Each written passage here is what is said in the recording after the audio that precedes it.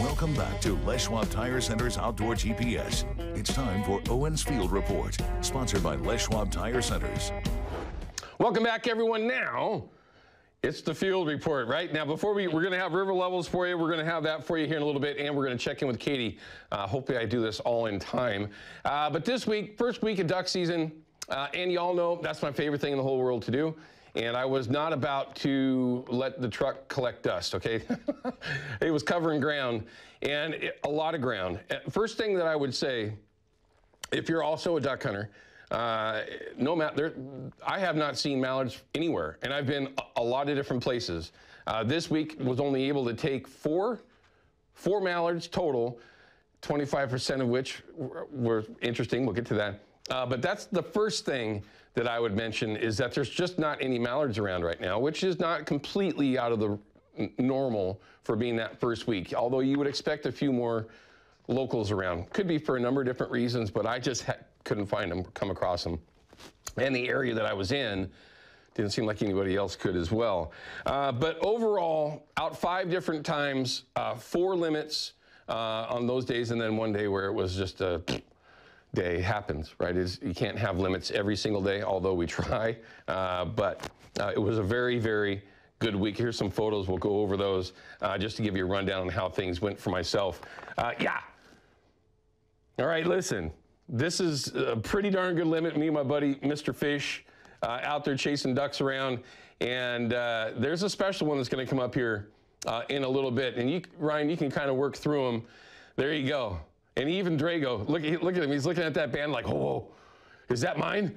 Yeah, you can see that band right there, everyone. First band of the year. I didn't even get a band last year. And those are just little, for those that don't know, it's just a trophy for us. It's a way that they track the birds on where they've been, where they were hatched. And as you can see, a lot of us put them on our call lanyards. It's just a little trophy thing. And it's just really kind of cool to come across one, especially it takes, in my experience, hundreds of ducks to get to that one that has a band. But here's what's interesting. A nice drake too, by the way, full plume. And what I thought was interesting is here's what you get when you actually harvest a banded duck, banded mallard in this particular case, where it says that that it hatched this year. Okay, well, there's no way that that's true, because that bird was so plumed out, but it was only banded on the 4th of August. So it's only been banded for a short period of time, and pretty cool though, when they do mail that out to you or you print this off, that, you get a little bit of an idea of what's going on. That's the cool part about taking a bird that is banded. So pretty cool to get that to happen. Here's another one of the days. This is one of my solo hunts this week. And yeah, with very few mallards around, we call this a dirty bag for a reason. A lot of brown in there. Widgeon, there's one teal. I typically don't shoot teal, but we're going to get to that again here in a second. And yes, a couple of spoonies, but a limit's a limit when it's 70 degrees. That particular day, this was, I believe, Wednesday, it was 70 degrees. Now that is not good duck hunting conditions, I'm just telling you. Now, especially when you're carrying that big bag of decoys behind there on your back and you're walking a mile plus to get to wherever you're going, it gets a little warm, okay? It's good for you though. It's good to get a little exercise. Keep on going there, Ryan. And you can see that I like to get shots, yes. And look at my face, I'm even sunburned from standing in the sun chasing these crazy things around. Although I can tell you right now, I just absolutely love it. And I literally could do it every single day. This is actually yesterday. And for all you duck hunters, you're going to look at this, and for others, you're going to go, are those all teal? Yep, but one widgeon. My buddy Sean shot one widgeon, 6 teal, and I shot 7 teal. That is a limit that you simply just, myself, I'm lucky, right? I get to go hunting a lot during the duck season. And yes, I do the best I can to chase limits. I don't typically shoot teal. I will let them go. Yesterday, I actually let them go. When I realized that there was nothing else that was going to fly, literally. There was a few spoonies that flew around. Never saw a single mallard. But when you have an opportunity to do that, that is a really, really, really cool limit. I don't really care what people think about what I do, of course, but in the end, shooting a limit of teal, that's That's not easy to do, and it's just one of those rare ones. So, yes, as you can tell, it's been a good week. Hopefully you guys had a great week as well. I think things are obviously going to improve, right? It's only the first week of the season, but let's take a look at the river levels. My home river, the Clackamas, it is flat, flat, flat.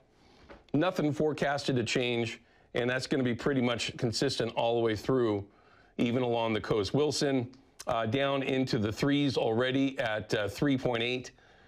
I mean, there's just no water over there. It's just super, super low. The folks that are fishing in the bays are loving it because the fishing's been pretty good. It's been holding out all week. There was that little bit of a bounce here. Things got a little bit interesting, but yeah, it's going to continue to hold up in all these areas with the estuaries, of course, the bays, these rivers being low. Those fish are not, they're not going to make a mass migration at all. Nehalem, same thing. Excuse me. So in the end, these rivers are flat. The fish are going to be out in front. They're not going to be really up into the tributaries yet. Not that there's not going to be some fish that might work their way in there, but if you're going to be fishing the bays, that's where I'd be spending your time. And yes, the fishing's been the way it should be for the middle of October.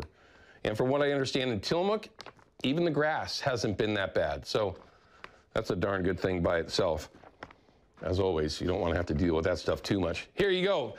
Here's your giveaway opportunity from Procure. Send an email to Jason over at Procure. And yeah, they're switching things up.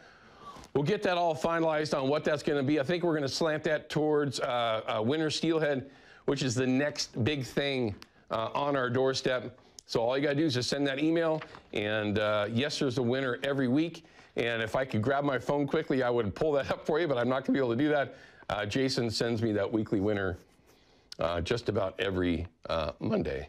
So there you go. Make sure you get in there. Let's go ahead and check in with Katie Suniga, though, and find out what we can expect for this upcoming week and weather. And every time, Katie, it's like, I want to see some misery, especially this time of year. But it does look like things are going to change. We got some rain in the forecast. We have some, but I heard you talking earlier about paying attention to what's happening up north. Yeah. So I thought I would take a second to show you real quick what we're expecting sort of long range.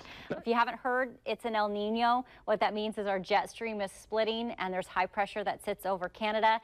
That impacts us in the fact that it is drier and warmer than normal. I know, and that's not what you want to hear, and not all El Ninos are created equal, but in general, this is the pattern that most of them follow. So if you wanted that wetter, cooler winter, that doesn't typically happen for us in the Pacific Northwest for the El Nino winters.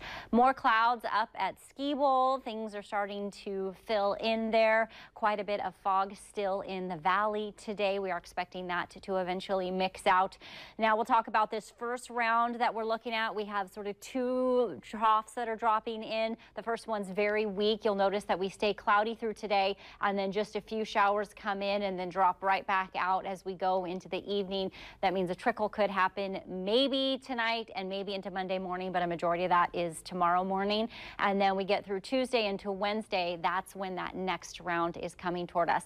As far as potential accumulation, if you go through Tuesday, we're looking at just 0.02 of an inch. If you go a little farther than that through Wednesday into Thursday, then we get up into possibly 0.4 of an inch, but none of that gets us to average for this time of year. Here's a look at that 7-day forecast. So that first system, the weak trough, that's coming through tonight into tomorrow and Monday. We're likely dry Monday, Tuesday, then the next round, few showers. The wettest day right now looks like it'll be Thursday, and some of those showers could linger into Friday. Temperatures cool back to average, and we stay in the upper 50s to low 60s through the week. Probably not exactly what you wanted to hear, Owen, about the warmer and drier, I'm guessing.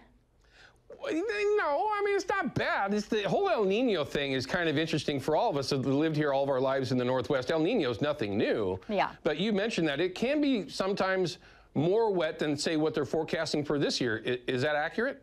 It can be. There's anomalies, we call them, that come through. There's those off-putting years, but for the most part, they're warmer and drier. But it doesn't mean we couldn't get something fun come through. Well, that's okay. We'll see. Well, I know that these things are wrong all the time, everyone. We'll see how that actually plays out. Katie, thank you very much. We appreciate it as always. We'll see you tomorrow morning.